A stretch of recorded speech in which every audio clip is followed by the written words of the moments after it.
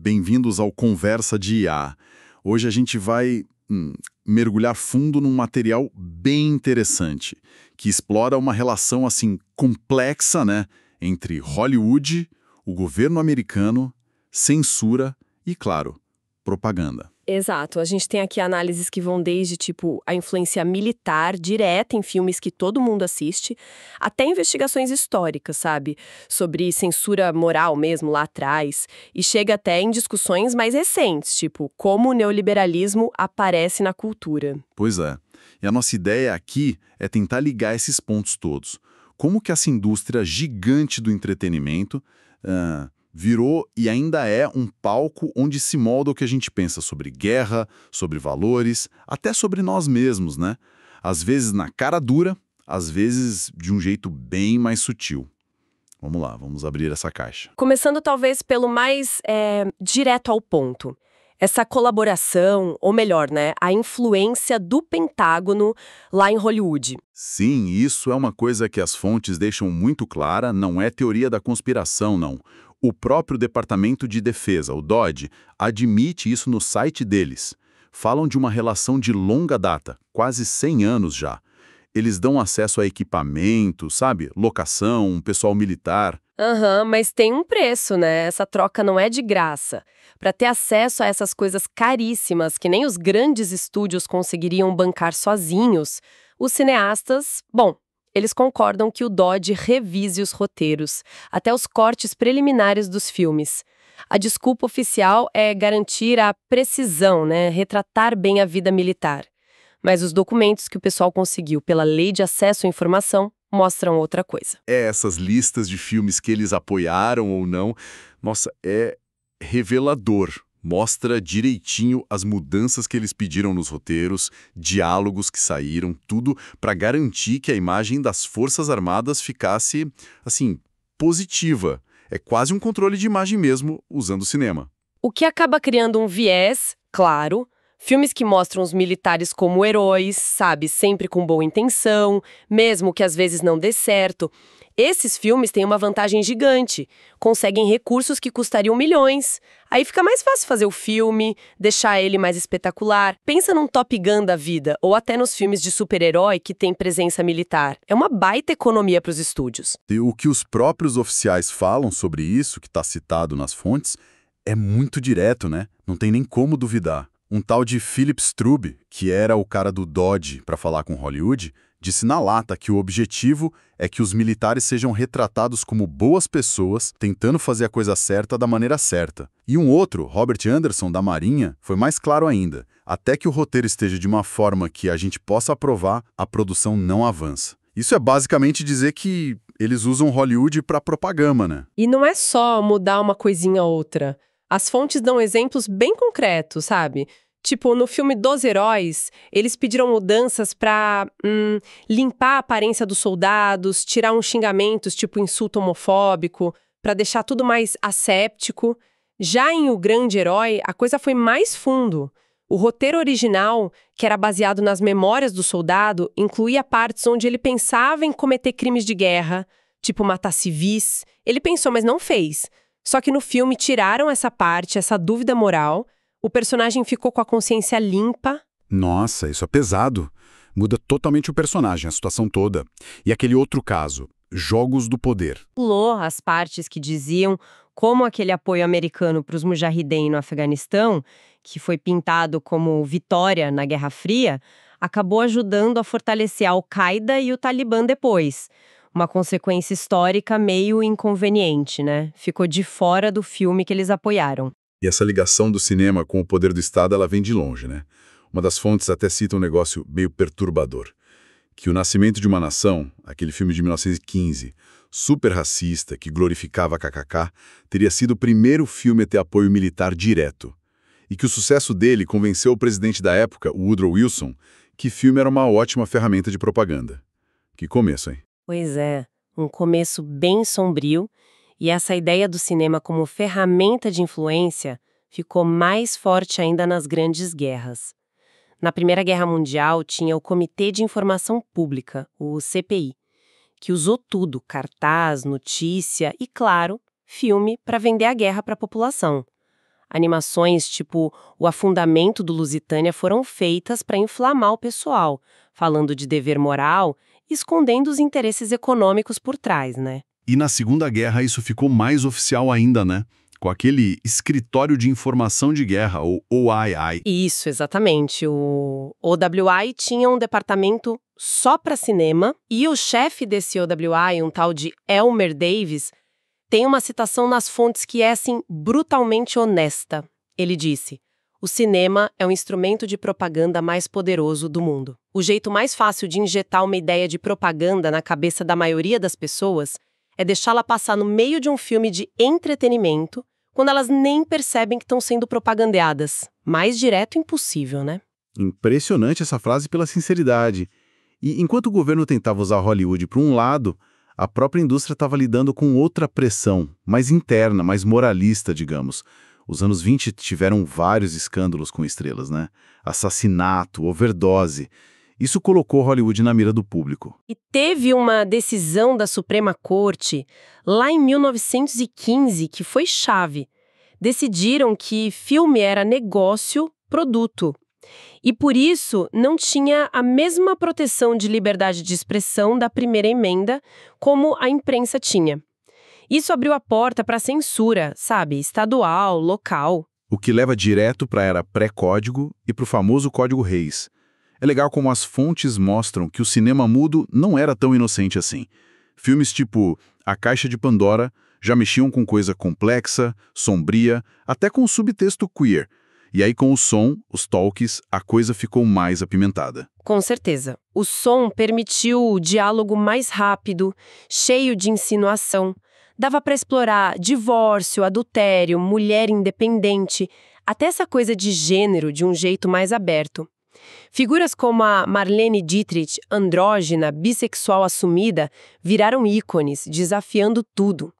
Esses filmes pré-código, ali entre 1930 e 34, foram bem mais ousados mesmo. Só que essa ousadia toda gerou uma reação, né?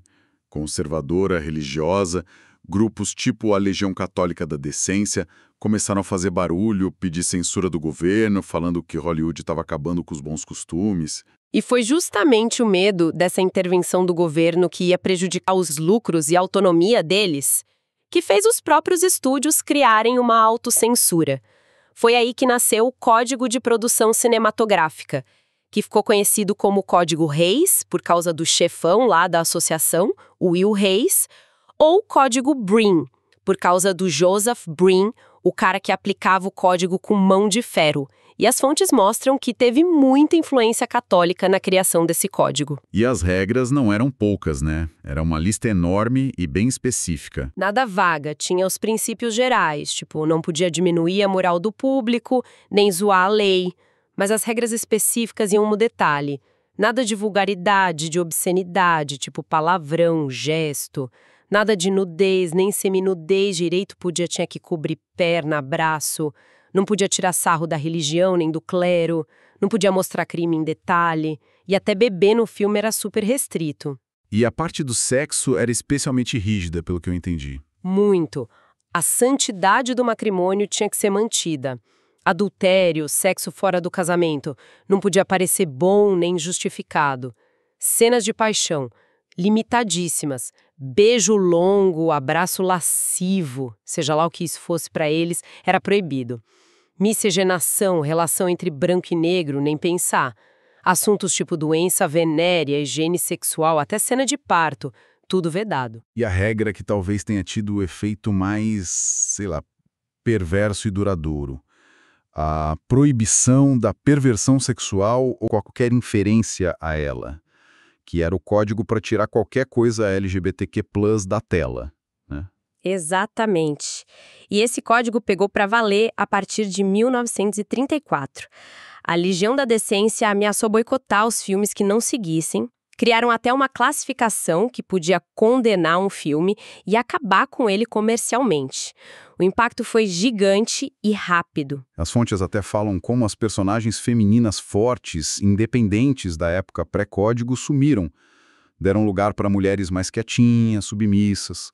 Até a Betty Boop virou dona de casa. E diretores tipo Hitchcock tiveram que mudar a final de filme, como em Rebecca, porque o criminoso tinha que ser punido sempre. Que sufoco devia ser. Total. Mas o pessoal era criativo, né? Tinha que ser. Desenvolveram arte do subtexto, da insinuação. O Hitchcock ficou famoso por driblar a regra do beijo de 3 segundos, fazendo um monte de interrupção rápida. E a Mae West, que era atriz e roteirista super ousada, dizem que ela escrevia umas cenas super chocantes de propósito, sabendo que iam cortar, só para distrair os sensores das coisas mais sutis que ela queria que passassem. Era um jogo de gato e rato. E essa proibição aí da perversão sexual levou para outra tática que as fontes exploram, que é bem problemática também. O tal do queer coding. Isso. Como não podia mostrar personagem LGBTQ+ abertamente, eles começaram a codificar. Usavam estereótipos, sabe? Jeito de falar, de se vestir, interesses, coisas que o público associava, mas sem dizer com todas as letras.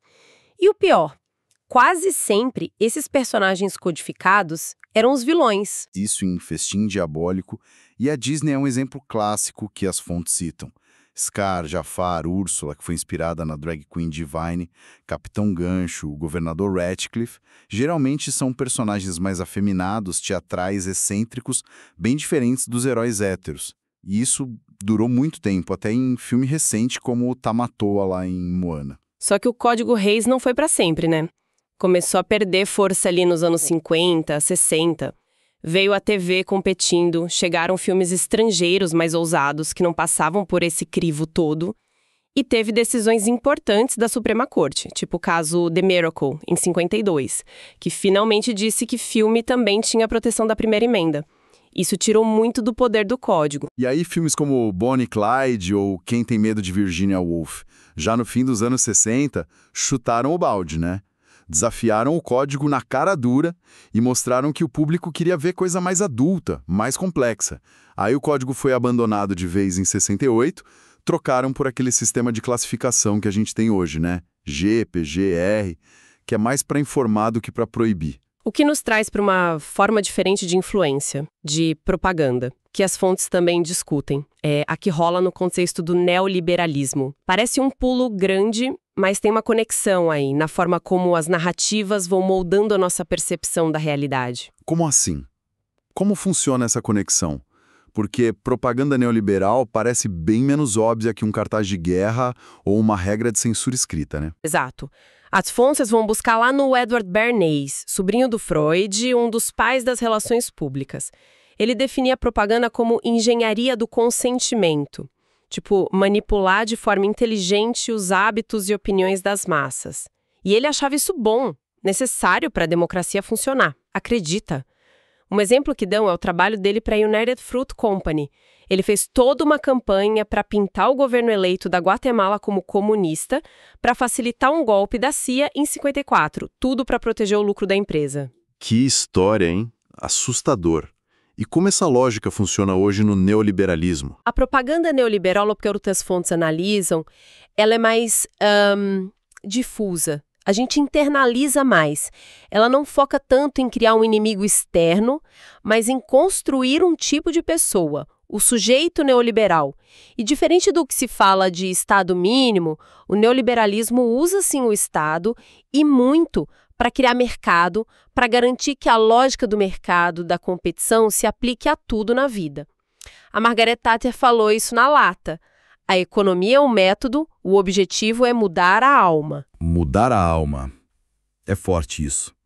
E que exemplos as fontes dão dessa mudança de alma na prática? São vários, em tudo que é área. Tipo, políticas de encarceramento em massa para controlar populações vistas como improdutivas, ligar benefício social com obrigação de trabalhar, o tal do workfare, criminalizar a pobreza mesmo, essa vigilância toda do Estado e das empresas, que falam que é para segurança, mas também serve para direcionar o consumo, fortalecer direito de propriedade intelectual, para transformar a ideia em mercadoria, intervenção lá fora para abrir mercado, salvar banco privado que é grande demais para quebrar, até a ideia de dar direito de pessoa para a empresa, a pessoa jurídica. E a gente vê isso na linguagem do dia a dia, no discurso público. O tempo todo. Essa mania de falar em gerenciar o país como se fosse uma empresa, sabe? Cidadão vira cliente, ou capital humano. Chamar programa social de esmola, assistencialismo e quem recebe de preguiçoso. Fazer análise de custo-benefício para tudo que é política social, mas orçamento militar quase nunca passa por isso. Medir o sucesso do governo por número, tipo PIB, déficit, e não pelo bem-estar das pessoas, pela redução da desigualdade. E como isso entra na nossa vida pessoal, assim, no cotidiano? A lógica vai entrando. Educação vira basicamente treinamento para mão de obra, formar capital humano. Cuidar de si mesmo vira comprar produto de bem-estar. Descansar é só para recarregar para produzir mais. Hobby tem que virar side hustle, para ganhar uma grana extra.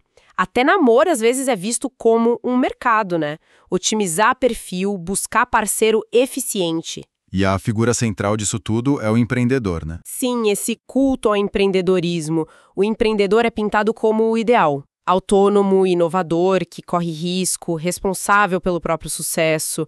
A narrativa é essa da meritocracia total. Se você se esforçar, você consegue, e se não consegue, a culpa é sua. Só que isso ignora como as próprias políticas neoliberais, tipo desregular, cortar serviço público, precarizar o trabalho, aumentam a desigualdade e dificultam a vida para a maioria. Aquele exemplo do Macron falando para o jovem desempregado atravessar a rua para achar emprego é bem isso. Então, a propaganda aqui é essa coisa de fazer a gente internalizar a responsabilidade individual, a lógica de mercado, como se fosse a única forma natural de viver em sociedade.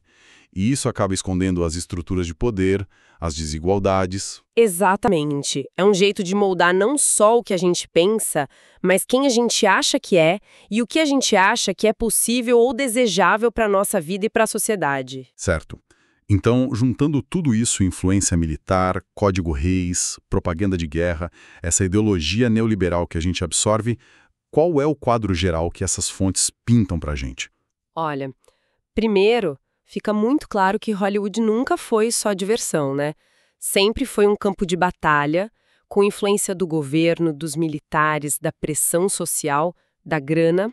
E essa influência apareceu de jeitos diferentes, mexendo no roteiro na cara dura, ou com autocensura para evitar problema. Segundo, que a censura, tipo Código Reis, deixou marcas profundas, né? Principalmente na forma como mulheres e minorias, tipo a comunidade LGBTQ+, foram representadas. As histórias foram apagadas, distorcidas, por décadas. E a gente sente o reflexo disso até hoje na cultura. E terceiro, que a propaganda mudou. Ela pode ser sutil, pode estar na linguagem do dia a dia, nos valores que a gente admira, tipo competição, mercado, para tudo. Não quer dizer que a gente é só esponja que absorve tudo passivamente. Mas ficar exposto o tempo todo a essas narrativas dominantes acaba, sim, direcionando ou limitando o nosso jeito de ver o mundo e a nós mesmos. O poder de contar história é gigantesco, né? Seja para justificar guerra, para impor moral, para fazer uma ideologia econômica parecer natural. E isso leva a gente para uma última provocação, né? Exatamente. Se hoje a gente consegue olhar para trás e ver claramente a propaganda de guerra antiga, ou achar absurdas as regras do Código Reis, quais serão as narrativas, os valores que hoje parecem normais para a gente, até positivos, que o pessoal no futuro vai olhar e falar: nossa, olha a manipulação aí, olha o enquadramento ideológico. Até que ponto essa lógica de mercado que está em tudo está limitando a nossa imaginação sobre o que é ter sucesso, ser livre, construir uma comunidade de verdade? Fica aí a pergunta para a gente pensar, né? Fica a pergunta. Bom, pessoal, por hoje é isso. Esperamos que tenham curtido essa nossa conversa. Se gostou, não esquece de deixar o like, se inscrever aqui no canal para não perder os próximos papos. Isso aí. E continuem pensando sobre essas coisas. Até a próxima!